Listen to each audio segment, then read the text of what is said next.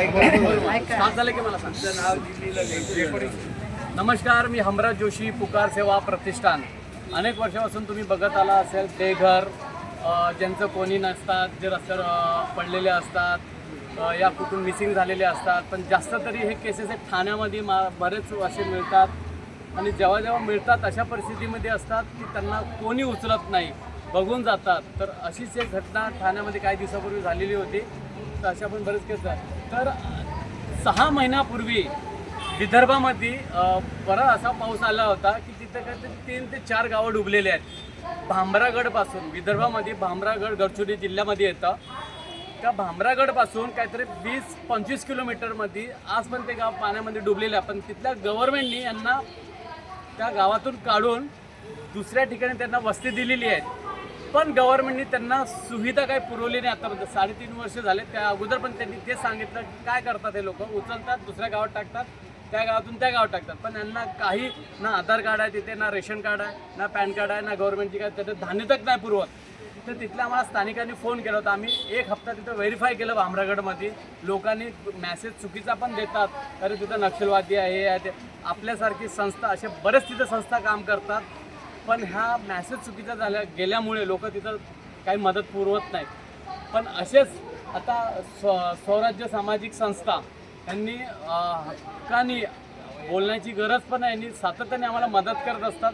तर मी ताईंना इथं बोलवतो, या तुम्ही महिलांना आणि चव्हाण साहेब आहे, मिसेस चव्हाण ताई, या तुम्ही सर्वांनी या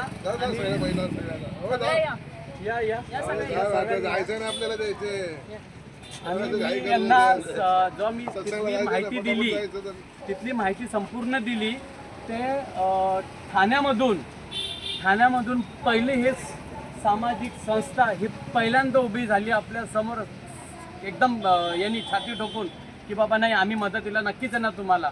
तर ताई, तुम्हाला काय वाटतं आता आम्ही तिथे जे तुम्ही काय हे केलं, तुम्हाला पाठवलेच व्हिडिओ फोटो, त्यांच्याबरोबर काय वाटतं तुम्ही सांगाल का? असं लोकांपर्यंत कसं मेसेज देणार की मदत करायला पाहिजे का नाही करायला पाहिजे?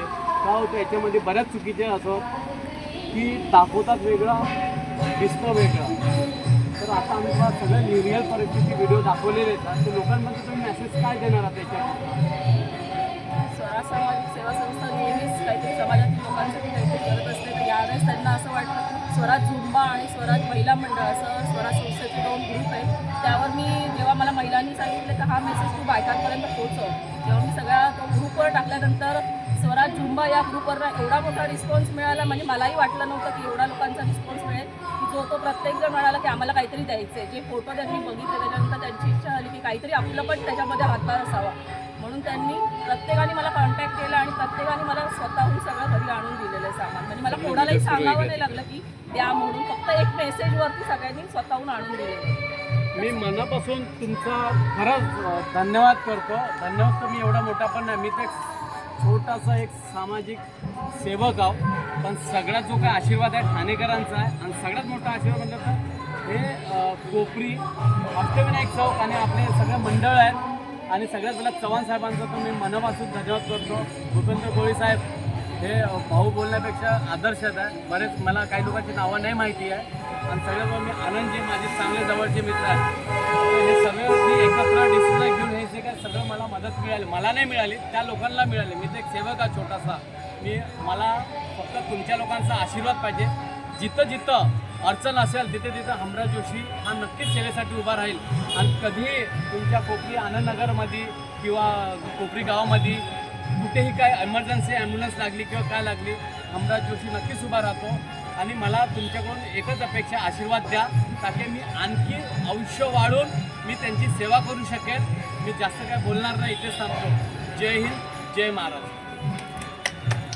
ओके.